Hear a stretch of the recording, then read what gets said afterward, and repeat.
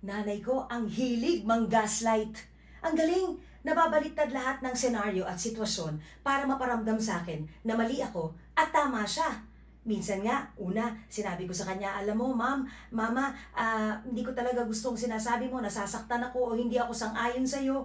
Aba, sasabihin niya, grabe ka naman, napaka-sensitive mo, binibiro ka lang.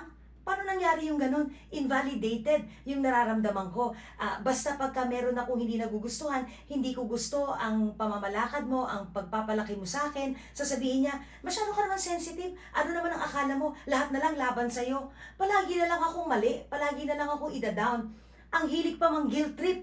Alam mo yung ganun? Yung nag-uusap lang kami, tapos isusumbat. Ano ba sa palagay mo? Kung hindi naman dahil sa akin, wala ka sana sa kinatatayuan mo ngayon.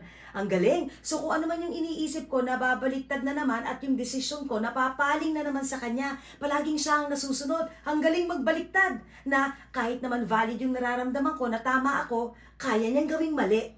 Think about that.